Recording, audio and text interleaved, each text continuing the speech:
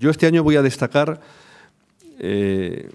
4 o 5 cuestiones que me parecen las claves del informe. El informe es muy detallado y además vais a tener la edición en papel que se os entrega hoy y va a haber una edición digital mucho más amplia, porque la edición en papel está la agrupación de datos de todas las empresas analizadas. Pero este año hemos incorporado también algo que habitualmente teníamos en la trastienda y que ahora colocamos de manera pública, y es el análisis pormenorizado empresa a empresa. Eso lo vais a tener a lo largo del día de hoy en la página web.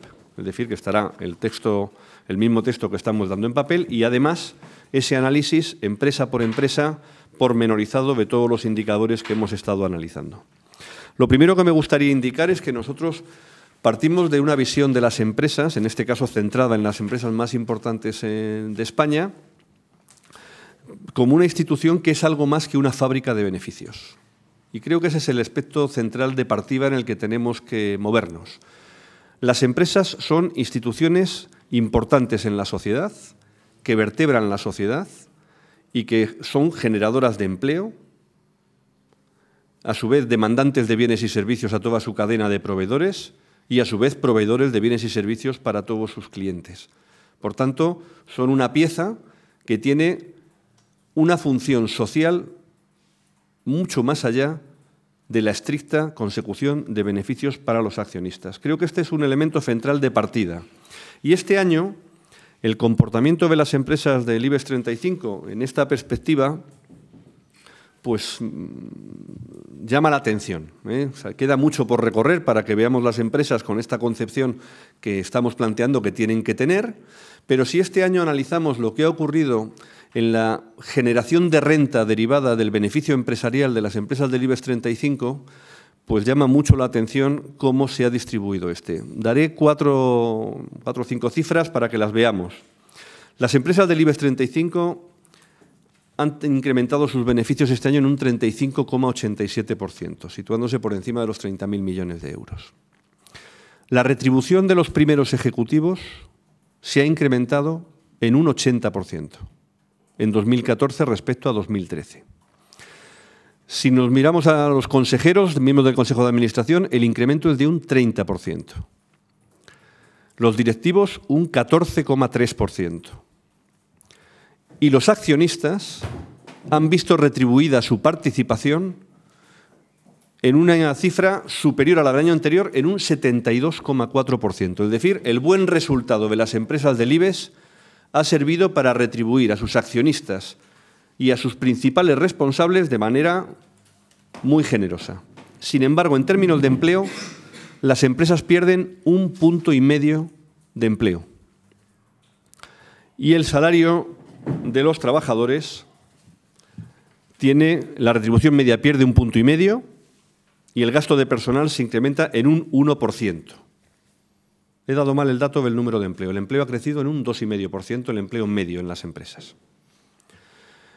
Queremos poner otro elemento más, pero no nos permite analizarlo adecuadamente la información que nos dan. Las empresas retribuyen a sus trabajadores, ya hemos visto, de manera bien distinta entre los consejeros, los directivos y sus primeros ejecutivos respecto del empleo que generan y de la retribución a sus trabajadores y el empleo que crean.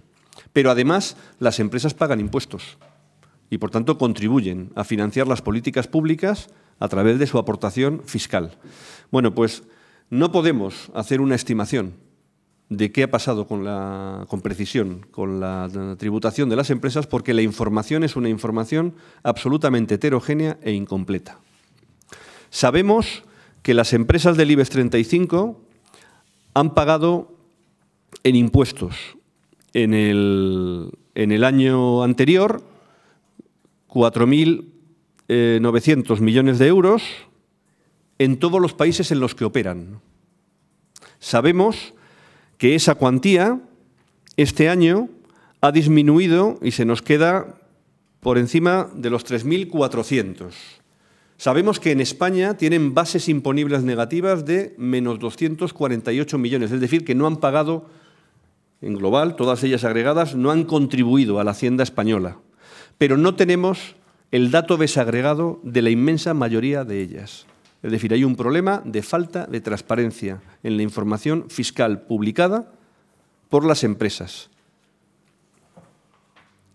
Con un par de excepciones, las empresas españolas, de las principales empresas españolas, no dan una información desagregada por países y, ya digo, lo único que sabemos es que han disminuido en su aportación a las cuentas del Estado.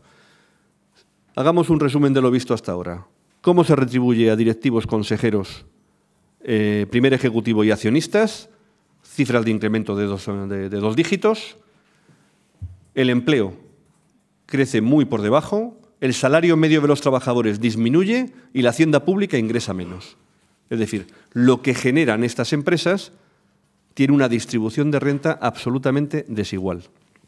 Me gustaría dar un dato en relación con los ingresos fiscales que me parece muy revelador. En el año 2007, la recaudación del impuesto de sociedades de estas empresas equivalía al 189% del dividendo que distribuían. En 2010 esa cifra había bajado al 65,8%. En 2014 han pagado en impuestos el 44% del dividendo que distribuyen.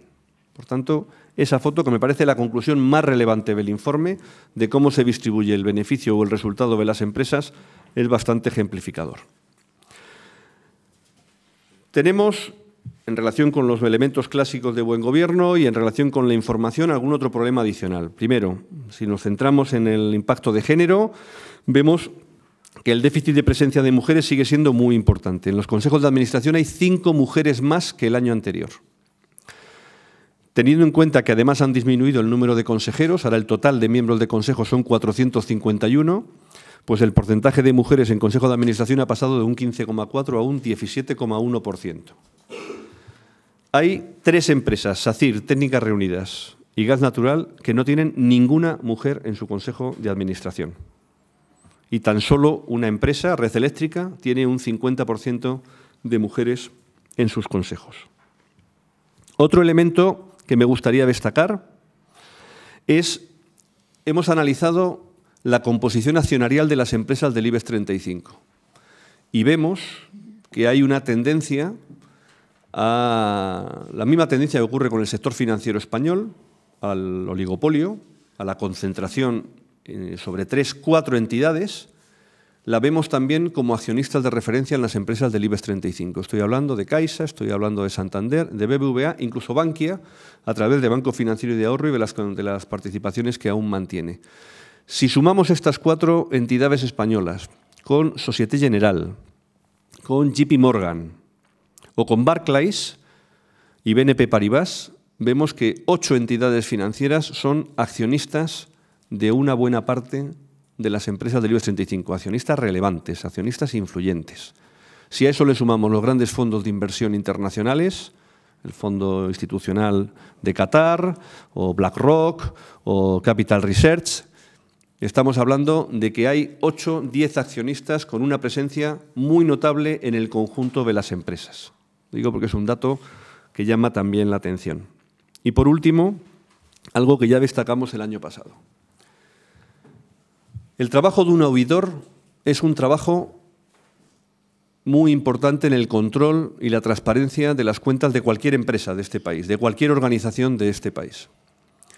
El año pasado denunciábamos la falta de rotación, la falta de renovación entre las firmas de auditoría.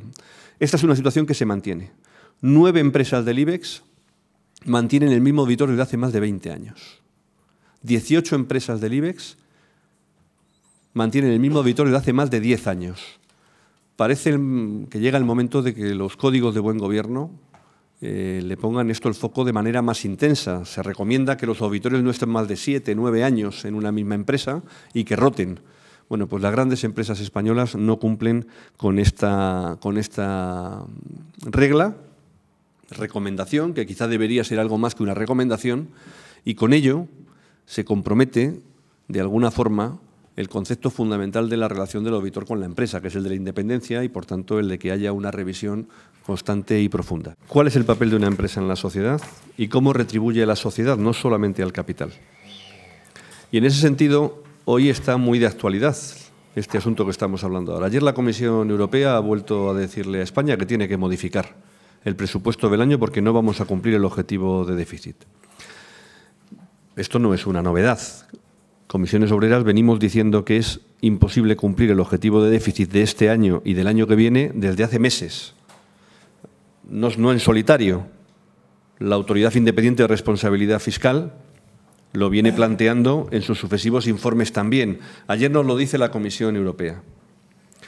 No se compadece con una evolución de ese tipo decisiones en materia fiscal como las que se han abordado, anticipando los efectos de la reforma, poniendo en marcha una reforma fiscal que debilita los ingresos del Estado y permitiendo que haya vías de elusión de obligaciones fiscales como la que este informe nos plantea.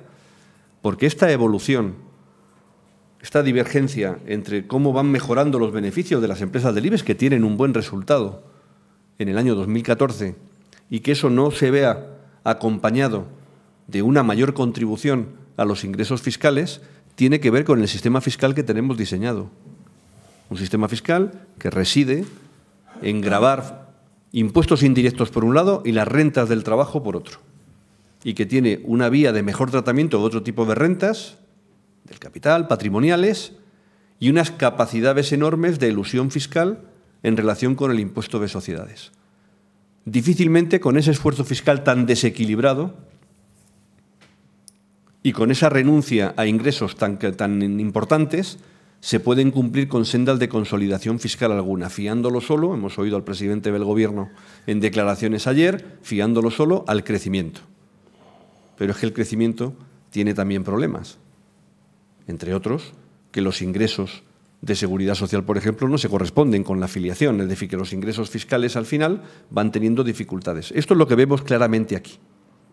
Y, por tanto, creo que, en ese sentido, poner en relación las medidas que se hacen de renuncia a ingresos fiscales y claramente en materia de impuestos a sociedades, el informe lo expresa con muchísima claridad, tanto en el agregado de la página 7 de la recaudación global del impuesto de sociedades, como en la aportación individualizada de las empresas del IBEX, que ya he dicho que han pasado de pagar 4.996 millones a 3.400 un año más tarde. No en España, en todos los países en los que operan. En España las empresas del IBEX, que dan 32.000 millones de beneficios, tienen base imponible negativa en 2014, el agregado de todas ellas. Unas pagan, otras no. El agregado, base imponible negativa.